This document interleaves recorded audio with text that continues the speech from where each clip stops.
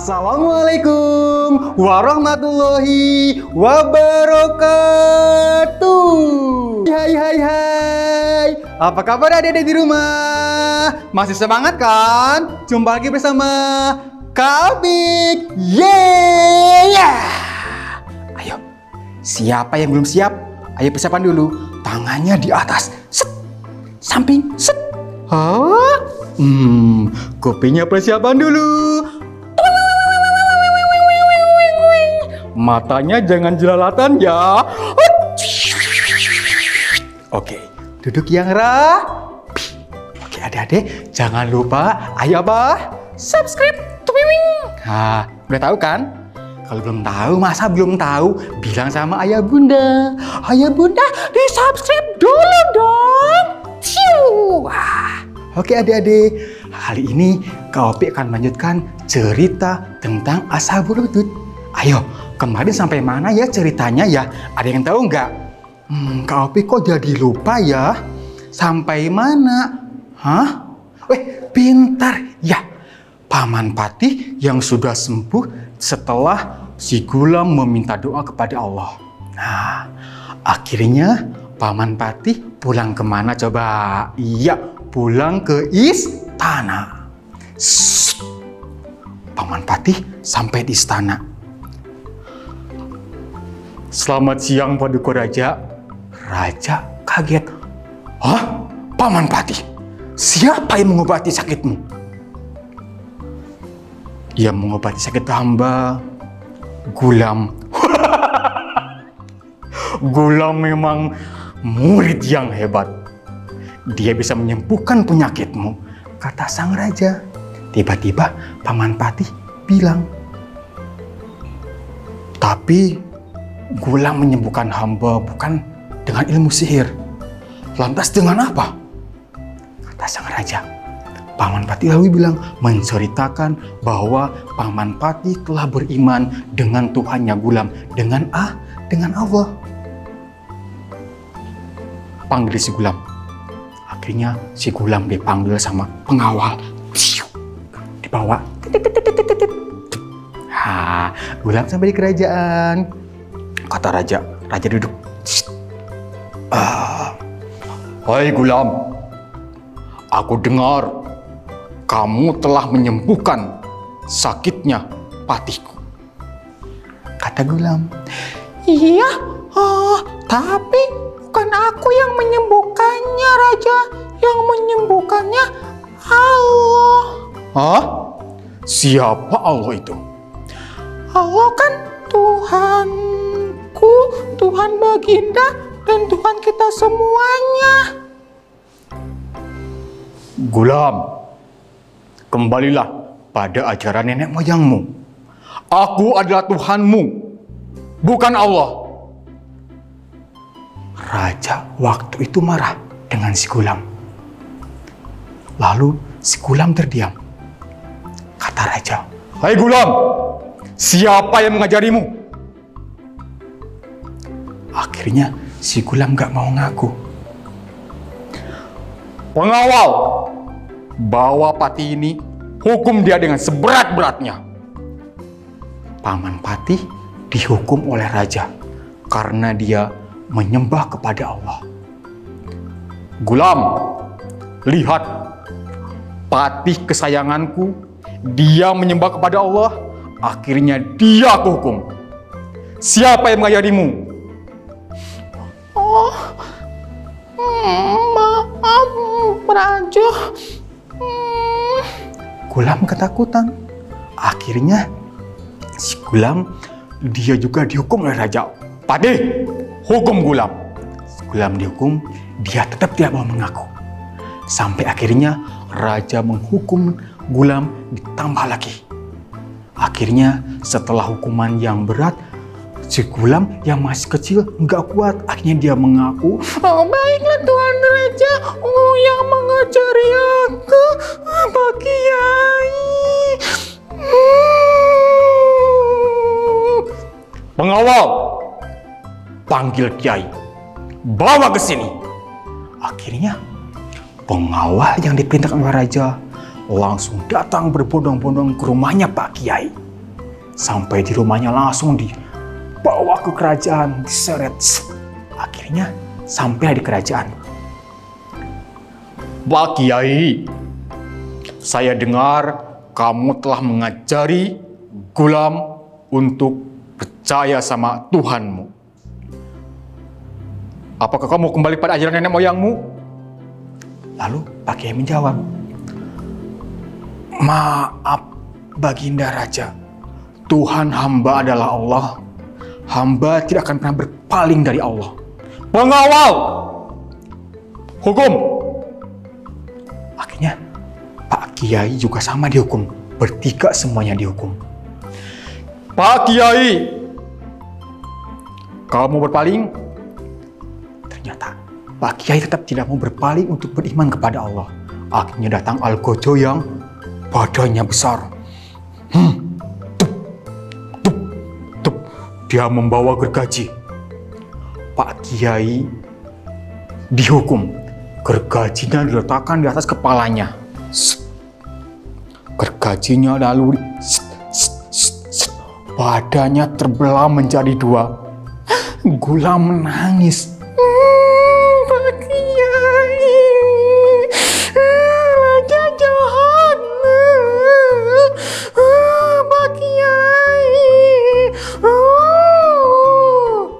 Gulam gak tega melihat Pak Kiai yang badannya terbelah menjadi dua. Sekarang gilirannya Paman Patih. "Hai Patih, kalau kamu sama menyembah dengan Allah, maka kamu akan hukum seperti Pak Kiai." Patih yang sudah yakin dengan keimanannya, dia yakin bahwa Allah adalah Tuhan. Akhirnya apa yang dilakukan oleh Algojo kepada Pak Kiai juga dilakukan kepada Paman Patih yang tidak mau menyembah kepada raja. Akhirnya sang Patih pun juga mendapat hukuman sama dengan Pak Kiai. Badannya dibelah menjadi dua. Akhirnya dua-duanya mati dalam memperjuangkan agamanya Allah, mati dalam keimanan. Akhirnya tiba si Gulam adik-adik. Kira-kira si Gulam digergaji juga enggak ya? Masa digergaji? Si Gulam kan masih kecil ya adik-adik. Kalau gergaji kasihan dia. Hukumannya apa ya? Ada yang tahu? Hah? Gak ada.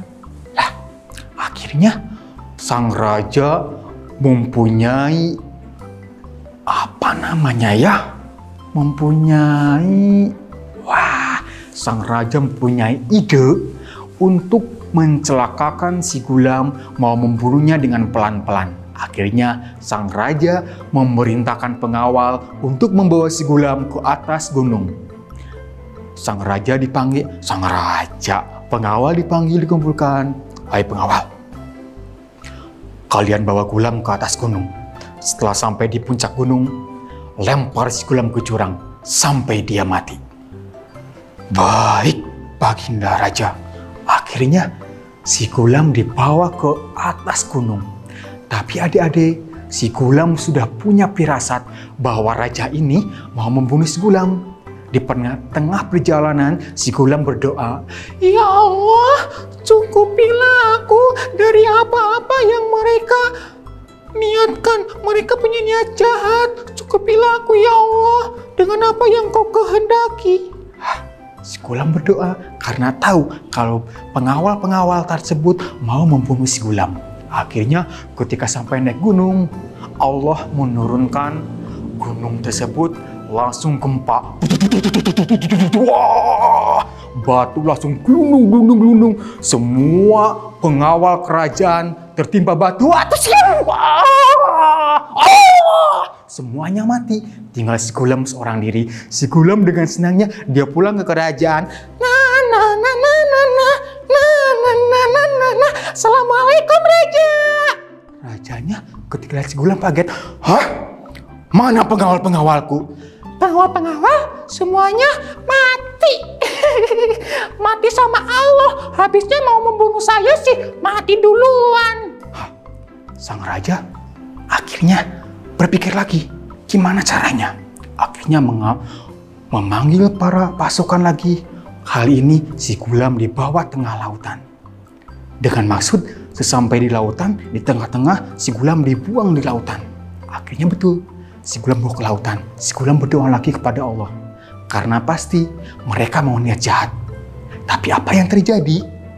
Ketika sampai di tengah lautan, ombak besar.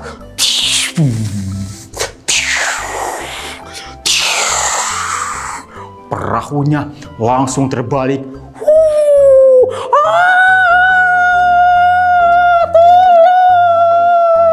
Semua teriak, si Gulam selamat. Dia pulang lagi ke kerajaan. Assalamualaikum Raja. Hah? Mana pengawal-pengawalku? Mereka istri mati lagi sama Allah. Habisnya mau niat jahat. Baginda Raja, kalau Baginda mau membunuhku, gak akan bisa. Kalau Baginda mau membunuhku, ada syaratnya. Mau apa enggak? Apa syaratnya, Gulam? Kalau Baginda mau membunuh saya, besok pagi kumpulkan orang-orang di tengah lapangan. Semuanya, anak kecil, bayi, nenek-nenek, kakek-kakek, ayah-ayah, ibu-ibu, semuanya kumpulkan. Baik, besok akan saya kumpulkan. Tunggu dulu Baginda Raja, tapi nanti Baginda membunuh saya pakai busur panah. Sebelum belum dilepaskan, Baginda harus mengucapkan Bismillahirrohmanirrohim. Baik, semua persyaratanmu akan saya terima.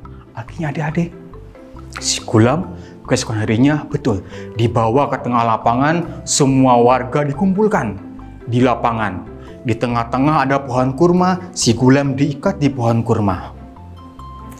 Si Gulam walaupun tangannya terikat, dia tidak sedih. Dia tetap dengan tersenyum. Aku nggak takut kok. Akhirnya setelah tiba waktunya, sang Baginda Raja sudah mempersiapkan busur panahnya. Udah ditarik. Lalu Gulam berkata, Baginda Raja, sebelum kau melepaskan jangan lupa kau bilang Bismillahirrohmanirrohim. Saya beriman dengan Allah, Tuhannya Gulam. Akhirnya Raja juga menarik. Bismillahirrohmanirrohim.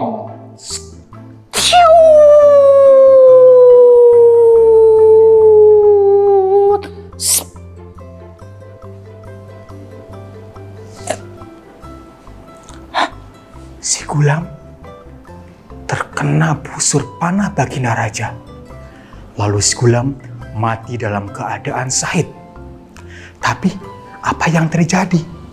Tiba-tiba orang-orang yang berkumpul di lapangan semua langsung berteriak, saya beriman dengan Tuhannya Gulam, saya beriman dengan Tuhannya Gulam, saya beriman dengan Tuhannya Gulam. Saya juga beriman dengan Tuhannya Gulam. Saya juga beriman dengan Tuhannya Gulam. Saya juga beriman dengan Tuhannya Gulam. Semua beriman dengan Tuhannya Gulam. Akhirnya sang raja menyuruh pengawal untuk membuat lubang yang besar. Lubang yang besar dinyalakan api yang menyala-nyala. Satu persatu disuruh maju. Siapa Tuhanmu? Allah. Tendang. Mati terbakar. Maju lagi. Siapa Tuhanmu? Allah. Tendang. Mati terbakar. Akhirnya tiba giliran ada seorang ibu yang membawa bayi dalam gendongannya. Anakku sayang, sebetulnya ibu nggak mau lompat ke dalam lubang yang penuh api itu. Tapi bagaimana kalau ibu nggak lompat? ibu mau beriman dengan Tuhannya Gulam. Tiba-tiba apa yang terjadi? Bayi dalam gendongan sang ibu bisa berbicara. Ibu nggak usah takut. Kita beriman dengan Allah. Ibu melompat aja. Hah? Baiklah nak, ibu kan melompat. Siung. Akhirnya ibu dengan anaknya melompat dan mati dalam sabila dia beriman dengan Allah. Karena semua orang terbakar, akhirnya api merembet. Semua rumah terbakar dan kerajaan pun terbakar. Dan akhirnya sang raja yang mengaku dia Tuhan, dia juga mati terbakar oleh apinya sendiri. Ya adik-adik, kalau si Gulam dan yang teman-temannya yang beriman dengan Allah, matinya masuk ke dalam surga. Kalau yang gak beriman, kemana ya? Hah? Kalau yang nggak beriman dengan Allah pasti masuk ke dalam siksaan nerakanya Allah, adik-adik. Ya, udah habis ceritanya. Mau lagi nggak? Kapan-kapan ya. Capek. Adik-adik enak bisa minum kopi, di sini nggak minum. Oke adik-adik, sampai jumpa lagi di pertemuan yang akan datang. Jangan lupa ya, sebelum adik-adik tutup, subscribe-nya jangan lupa. Subscribe di sini nih. Udah tahu kan? Oke adik-adik, dari Kopi sekian. Wassalamualaikum warahmatullahi wabarakatuh.